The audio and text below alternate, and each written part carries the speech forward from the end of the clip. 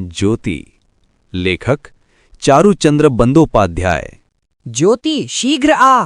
विजय कृष्ण के उत्तेजित स्वर ने ज्योति के हृदय की धड़कन मिटा दी। वो दौड़कर द्वार पर आ खड़ी हुई। क्या हुआ बिजुदा? और ये अनर्थ हो गया। तेरी माँ गंगा स्नान के लिए जाते समय मोटर के नीचे आ गई हैं। अवस्था अत्यंत चिंताजनक है। उन्हें चिकित्सालय यानी अस्पताल ले जाया गया है। एक क्षण का विलंब किए बिना मेरे साथ चल। ज्योति को जैसे अपने कानों पर विश्वास ही न हुआ।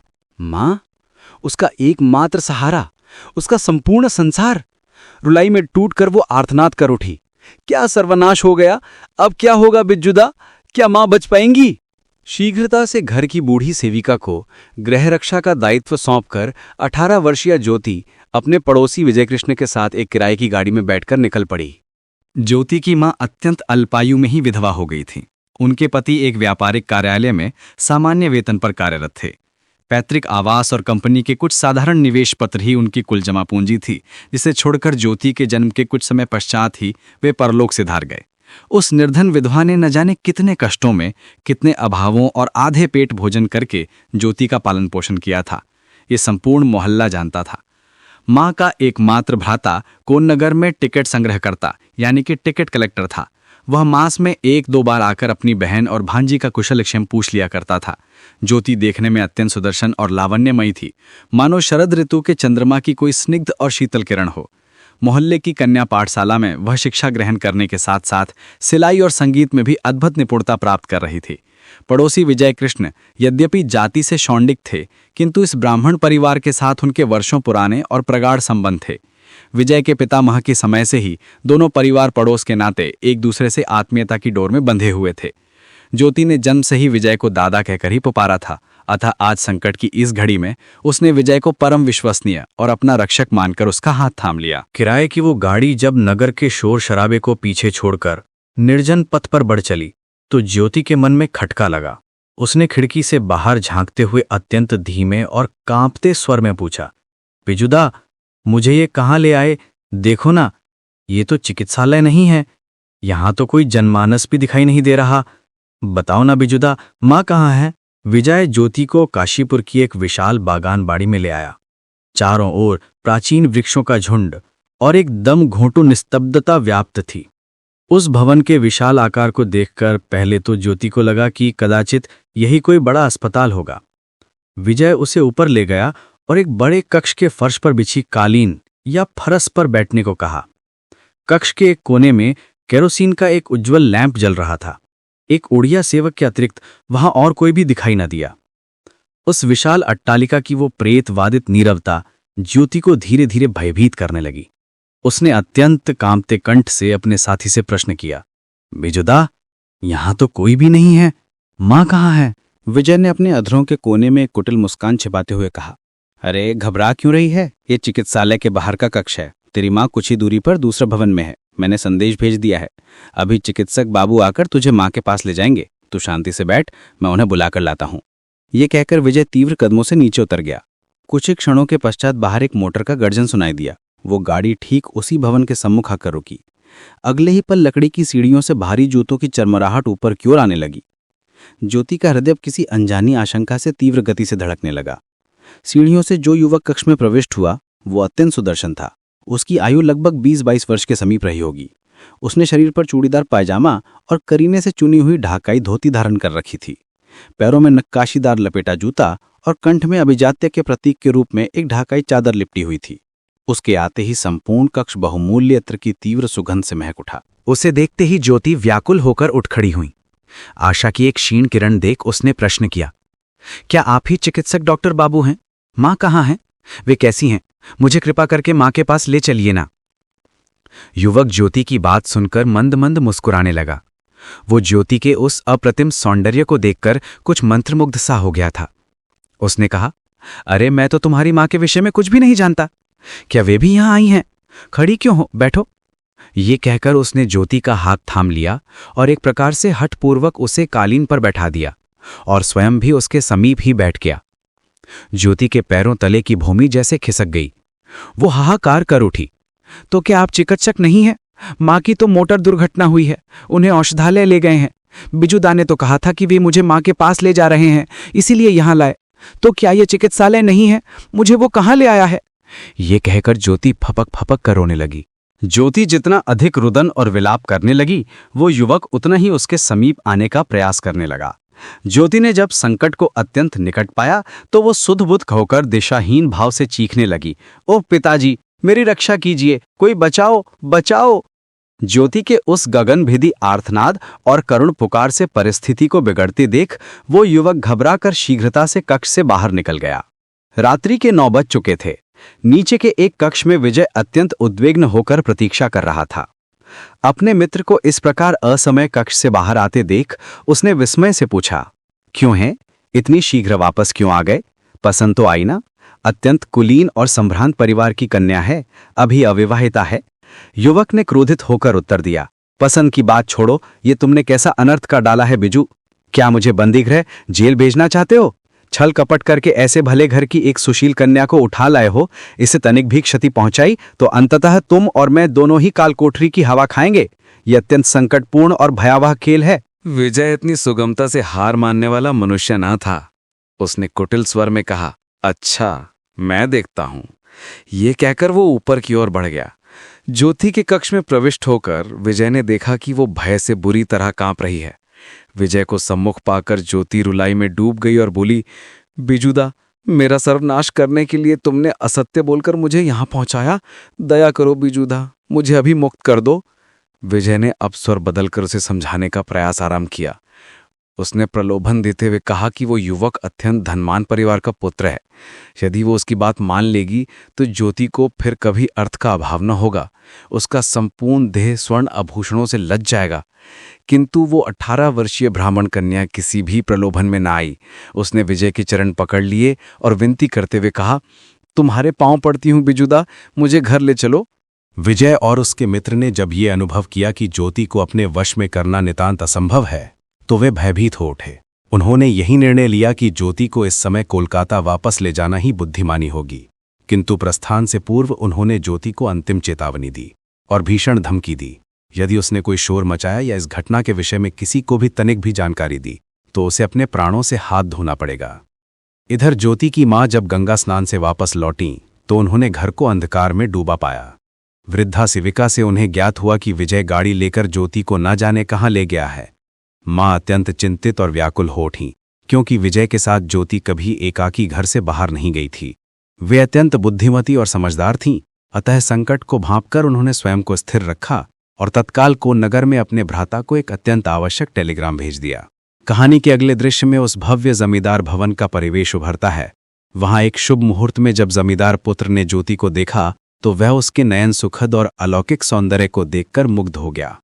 जमींदार गृहिणी ने जब अपने पुत्र से पूछा, क्यों रे, अपनी भावी वधू तुझे पसंद आई ना? तो जमींदार पुत्र ने लज्जा मिश्रित मुस्कान के साथ अपनी मौन स्वीकृति दे दी। जमींदार भवन में विवाह की तैयारियां अपने चरम पर थीं और अब केवल 3 दिवस शेष रह गए थे। इसी मध्य एक अज्ञात पत्र उड़ो चिट्ठी पाकर गन्नी मां के जैसे पैरों तले की भूमि खिसक गई। वे अत्यंत उद्विग्न और विचलित हो उठीं और तत्काल अपने पुत्र नरेंद्र को बुलाकर विवाह के समस्त आयोजनों को रोकने का कठोर आदेश दिया। नरेंद्र ने अत्यंत विस्मित होकर जब इसका कारण पूछा तो माता ने गंभीर मुखमंडल के साथ कहा, कोलकाता प्रवास के समय उस कन्या का चरित्र कदाचित तनिक भी उत्तम न था। वह कलंकित कथा सबके सम्मुख प्रकट न हो जाए, इसी भय से उसकी मां उसे लेकर यहां पलायन कराई है। नरेंद्र अपनी माता के इन वचनों से सहमत न हो सका। उसने संशय भरे स्वर में प्रश्न किया, मां, आपको इन सब बातों का ज्ञान भला कैसे हुआ? माता ने उत्तर दिया, अत्यंत गुप्त सूत्रों से मुझे ये सूचना प्राप्त हुई है रे। ये देख, एक अज्ञात पत्र आया है। नरेंद्र ने उस पत्र को हाथ में लेकर पढ़ना आरंभ किया। उसमें अंकित था, विनीत निवेदन है, सुना है कि आपके पुत्र का विवाह वीणी बनर्जी की कन्या के साथ निश्चित हुआ है, किंतु लगभग 7 वर्ष पूर्व वो कन्या मोहल्ले के एक शौंडिक मतलब शुंडी कुल के युवक के साथ भाग गई थी। उसी अपराध के कारण उन्हें जातिच्युत कर दिया गया है और उस कन्या का विवाह अन्यत्र कहीं नहीं हो सका। आपके हितैषी होने के नाते ये सूचना प्रेषित की है। नरेंद्र वो पत्र पढ़कर मर्माहत हो उठा। 18 वर्षीय ज्योति के उस अनुपम रूप और गुणों पर मुग्ध होकर ही उसने अपना विवाह ना करने का संकल्प त्यागा था। उसने स्वप्न देखा था कि ज्योति को जीवन संगिनी के रूप में पाकर वो राष्ट्र और समाज के कल्याण हेतु एक सुयोग्य सहधर्मिणी प्राप्त करेगा। नरेंद्र ने स्वयं को संयमित किया और माता से कहा, माँ, अज्ञात पत्र लिखकर अनेक बार ईर्ष्यालु व्यक्ति उत्तम कन्याओं से छत्रता साधते हैं।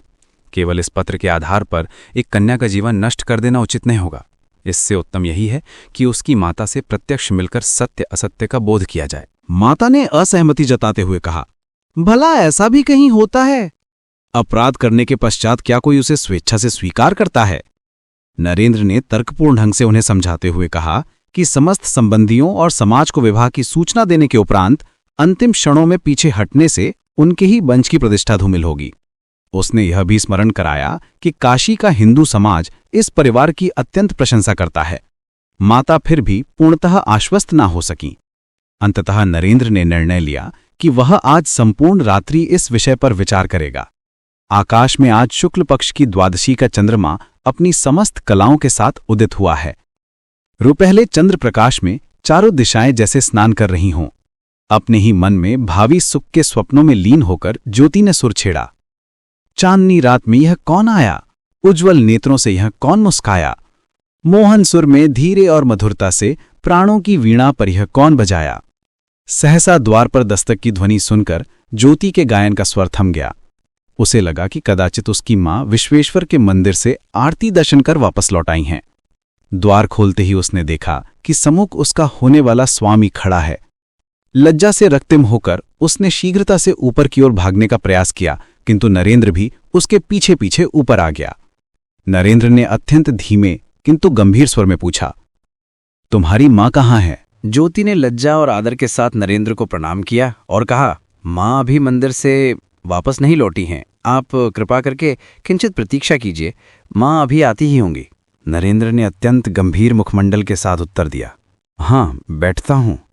तुम्हारी मां से मुझे एक अत्यंत आवश्यक और अनिवार्य विषय पर चर्चा करनी है।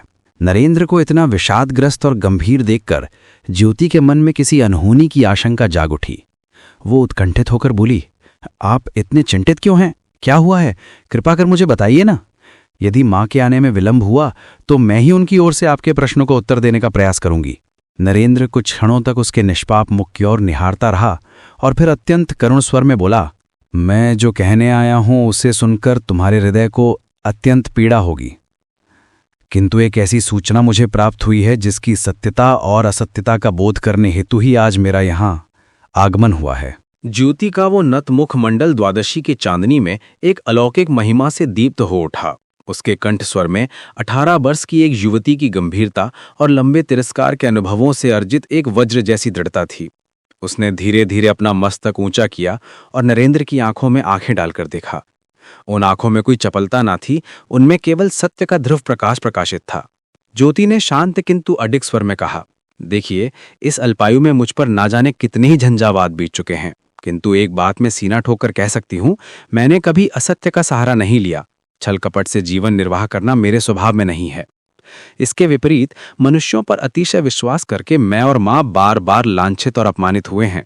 जिस सत्य की रक्षा के हेतु हमने अपना देश, अपनी पैतृक भूमि और अपने आत्मीय परिजनों को त्याग कर आज काशी की इस निर्जनता में आश्रय लिया है, उस सत्य को प्रकट करने में आज मुझे किंचित भी संकोच नहीं है। मैं आपसे असत्य बोलकर अपने नए जीवन का आरंभ कदापि नहीं करना चाहती। नरेंद्र कोई उत्तर न दे सका। ज्योति की स्पष्टता ने उसके अंतर्मन में एक अनजाने भय का संचार कर दिया। वो सोच रहा था, क्या उस गुमनाम पत्र में जो कुछ अंकित है वो वास्तव में सत्य है?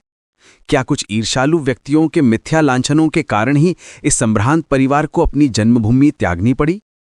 उसने कांपते हाथों से अपनी जेब से वो अज्ञात पत्र निकाला और ज्योति की ओर बढ़ा दिया। उसने रूंधे हुए कंठ से बस इतना ही कहा, इसे पढ़कर देखो। ज्योति ने उस पत्र को पढ़ा। उसके भाल पर बल पड़ गए, किंतु उसके हाथ तनिक भी न कांपे। एक क्षण की निशब्दता के पश्चात उसने अत्यंत धीमे और गंभीर स्वर में कहा, इस पत्र में जो कुछ भी लिखा गया है उसमें किंचित सत्य है, किंतु अधिकांश तो घोर असत्य और विषैला मिथ्याचार है। नरेंद्र व्याकुल हो उठा और उसने ज्योति के दोनों हाथ थाम लिए। उसकी आंखों में अश्रु थे और स्वर में गहरी विनती, ज्योति, यदि तुम वास्तव में मुझे अपना भावी स्वामी स्वीकार करती हो तो सब कुछ विस्तार से कहो, किंचित भी दुराब न रखो। अंधकार चाहे कितना ही सघन क्यों ना हो, उसे सहने की सामर्थ्य मुझमें है। गाथा सुनते सुनते नरेंद्र पाषाण की भांति निश्चल हो गया था। उसके नेत्रों से अब अविरल धार में अश्रु प्रवाहित हो रहे थे। ज्योति के शब्द समाप्त होते ही नरेंद्र एक आर्तनाद के साथ टूट गया। वह ज्योति के चरणों के समीप बैठ गया और रुंधे हुए कंठ से कहने लगा, ज्योति, मुझे क्षमा कर दो, मुझे क्षमा कर दो। मैं ही वो पापिष्ट जमींदार नंदन हूं, मैं ही वो नराधम हूं जिसने विजय की सहायता से तुम्हारा सर्वनाश करने का कुत्सित प्रयास किया था। अल्पायु में ही पिता के देहावसान के पश्चात प्रचुर धन के अहंकार में मैं अंधा और चरित्रहीन हो गया था, किंतु उस दिन तुम्हारी उस पवित्र, करुण और अपप्या की मात्रा आधा र थ ई बा पुकार ने मेरे मन के समस्त अंधकार को एक ही क्षण में छिन्न भिन्न कर दिया था। तुम्हारी उस देवी के समान मूर्ति के सम्मुख मैंने स्वयं को एक अत्यंत तुच्छ कीट के समान अनुभव किया था। उसी रात्रि से मैंने यह प्रतिज्ञा की थी कि जीवन में फिर कभी किसी स्त्री के संपर्क में नहीं आऊंगा। उसी महापाप का प्रायश्चित करने हेतु मैंने आजीवन अविवाहित रहने का दृढ़ संकल्प लिया था। ज्योति विस्मय से जड़वत खड़ी रह गई। जिसके कारण उसका जीवन संकट पूर्ण हो उठा था, वही आज उसके सम्मुख नतमस्तक होकर बैठा था। नरेंद्र रुदन करते हुए कहने लगा, ज्योति, तुम मुझे क्षमा कर दो। यदि तुम मुझे स्वीकार करोगी तभी मेरे जीवन के उस महापाप का वास्तविक प्रायश्चित होगा। कहो, क्या तुम मुझे क्षमा कर पाओगी? ज्योति धीरे से झुकी और उसने नरेंद्र की चरण धूलि अपने मस्तक से लगा ली। उसके कंठ में एक अपूर्व प्रसन्नता और माधुर्य का वास था। उसने अत्यंत कोमलता से कहा, आपने उस कठिन समय में मुझे असहाय पाकर भी छोड़ दिया था, मेरे मान सम्मान की रक्षा की थी। उसी दिन से मेरे मन में आपकी उस क्षणिक चेतना और जागृत मनुष्यत्व के प्रति एक प्रगाढ़ श्रद्धा उत्पन्न हो गई थी। मैं अनजाने में ही उस दिन से एक अज्ञात देवता की आराधना करती आ रही हूं। प्रायश्चित की चर्चा करके आज मुझे और अधिक लज्जित न कीजिए।